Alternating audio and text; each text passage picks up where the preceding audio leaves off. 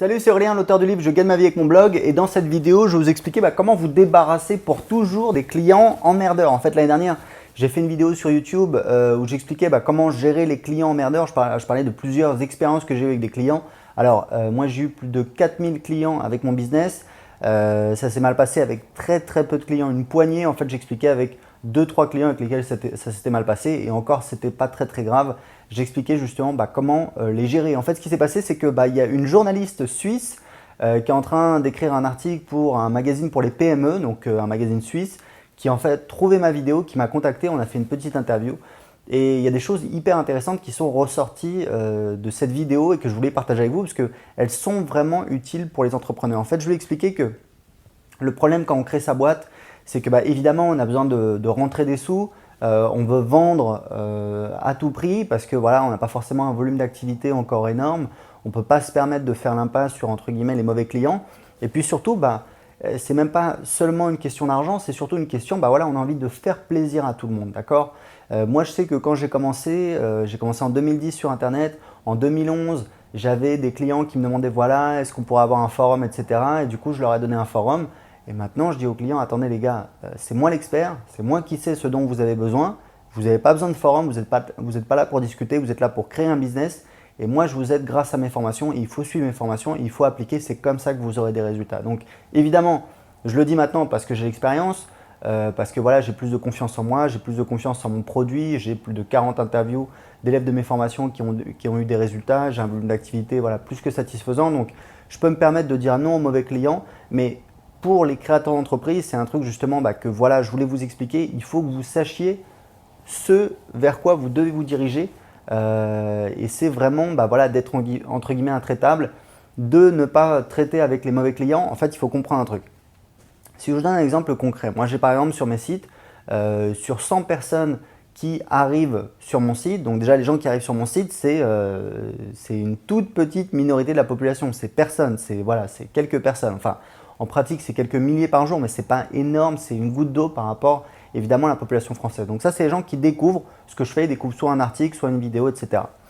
Parmi les gens, donc parmi ces gens-là, il y en a peut-être, ça dépend des canaux, mais grosso modo, c'est entre 1 et 10% qui vont s'inscrire à ma newsletter. Donc c'est une minorité d'une minorité, c'est les gens qui s'inscrivent à ma newsletter. Et ensuite, moi, je vends sur ma newsletter. Et sur les gens qui s'inscrivent à la newsletter, donc la minorité de la minorité, j'ai peut-être, ça dépend de ce que je propose, ça dépend de comment je vends, etc. Mais grosso modo, ça va être entre 2% et 16% des gens qui vont devenir clients. Donc les inscrits à la newsletter qui vont devenir clients. Ça veut dire que les clients, c'est une minorité d'une minorité d'une minorité. Donc c'est très peu de personnes. Enfin en pratique, ça fait, ça dépend, ça fait entre quelques personnes et quelques dizaines de personnes par mois qui sont de nouveaux clients. Voilà, c'est pour vous expliquer que les clients, c'est une toute petite minorité. Ce qu'il faut savoir, c'est que parmi les clients, il y a différents types de clients. Il y a ce que j'appelle les touristes. C'est la majorité, c'est-à-dire les gens, ils achètent pour voir un petit peu comme ça, et puis bon, c'est bien, mais voilà, sans plus, ils passent à autre chose, ou voilà. Donc je pense que c'est les touristes, c'est la majorité. Ensuite, il y a les fans. Les fans, c'est ceux qui adorent, ils achètent tout, enfin ils achètent plusieurs choses, ils appliquent, ils ont des résultats, ils sont fans, etc. Donc ça, c'est les meilleurs clients. Et en fait, tout mon système, il est fait pour filtrer, pour obtenir ces clients-là. Le problème, c'est qu'il y a ce qu'on appelle du déchet, c'est-à-dire, c'est sans jugement de valeur, mais voilà, il y a du déchet parce que forcément, il y a des gens, c'est pas leur délire. Et puis voilà, c'est pas leur truc. Donc soit il y a des gens où c'est des touristes, donc voilà, ils achètent, ils regardent un petit peu, bon pourquoi pas, voilà, mais c'est sans plus. Mais il y a une toute petite minorité de gens où voilà, c'est vraiment pas du tout leur truc et voilà. Et en fait, moi j'expliquais à la journaliste qu'en fait j'ai très peu de cas de litige. Parce qu'en fait le truc c'est que j'offre des garanties de remboursement, satisfait ou remboursé. Donc en général c'est 60 jours de garantie. Donc si les gens ne sont pas contents, ils se font rembourser et ça se passe très bien. En fait les litiges que j'ai eus, pas que, mais les litiges que j'ai eus notamment, c'est sur des gens qui avaient dépassé la limite de remboursement et qui voulaient se faire rembourser. Et en l'occurrence, ça m'est déjà arrivé de rembourser quand la limite était passée.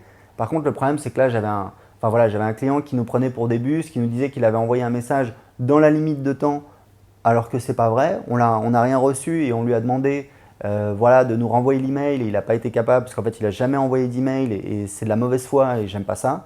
Donc voilà, j'ai décidé de ne pas le rembourser, du coup il s'est énervé, etc. Au final, je ne l'ai pas remboursé, mais j'ai arrêté ses prélèvements. Donc il a payé juste peut-être la première mensualité ou les 2 mensualités. Donc voilà, enfin déjà normalement, on n'était pas censé arrêter les prélèvements, il s'était engagé pour payer durant tout le temps de la formation. Donc voilà, donc juste pour vous expliquer, c'est important, vous devez comprendre si vous êtes créateur d'entreprise, ça ne sert à rien en fait d'essayer de plaire à tout le monde. Ce qu'il faut, votre travail, et ça vous allez vous en rendre compte après plusieurs années, votre travail c'est de trouver vos fans, vos clients idéaux, les gens qui vont adorer ce que vous faites, qui vont vous adorer, qui vont dire voilà c'est génial, qui vont vous supporter, qui vont dire voilà continue, etc. Continue, c'est génial. Parce que c'est ces gens-là qui vous font vivre, d'accord, qui sont des bons clients, c'est ceux qui dépensent le plus, mais c'est aussi ceux qui vous font vibrer, c'est ceux qui vous font kiffer.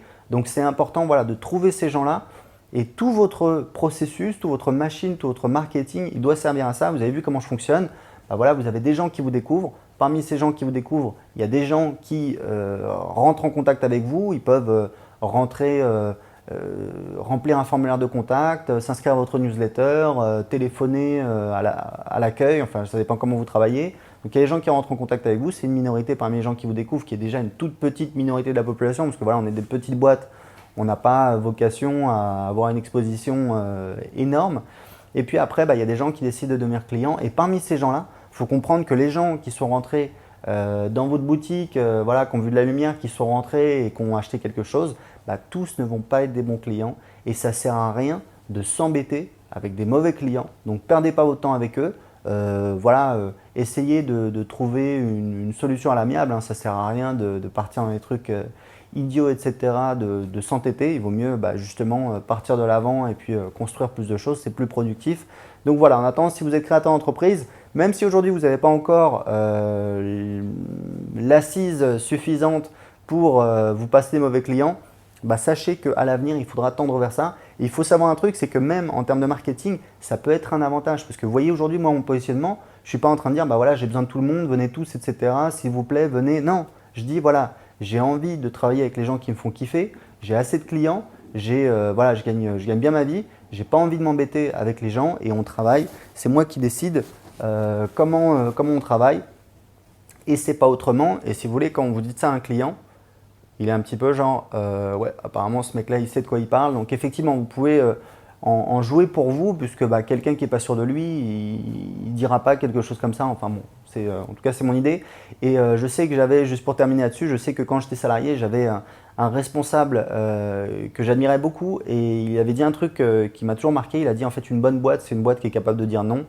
Et j'avais donné un exemple justement à la journaliste, je lui ai dit quand Steve Jobs a voulu faire un logo par le spécialiste mondial des logos, il lui a dit voilà, et ça coûtait une blinde, genre plusieurs millions de dollars, c'est quand il a fondé sa deuxième boîte Bi, c'était un ordinateur ou un système d'exploitation, je ne sais plus, il lui a demandé, il lui a dit voilà, tu vas me proposer 4 logos. Et le mec il lui a dit écoute, si tu travailles avec moi, c'est simple, c'est un logo et c'est comme ça, sinon tu vas voir ailleurs, il y a plein de mecs qui vont te faire des logos. Résultat, il a bossé avec le mec a fait un logo et tout le monde était content. Donc une bonne boîte, c'est une boîte qui est capable de dire non. Et n'oubliez pas ça, ça sert à rien. C'est pas forcément productif de perdre votre temps. Avec des mauvais clients, il faut essayer de trouver des bons clients. Voilà, écoutez, pour recevoir plus de conseils chaque semaine, inscrivez-vous à ma newsletter. J'ai un petit cadeau pour vous. J'ai préparé une liste de 32 thématiques rentables pour créer un business sur Internet. Vous pouvez la télécharger tout de suite gratuitement en cliquant juste en dessous. À très bientôt.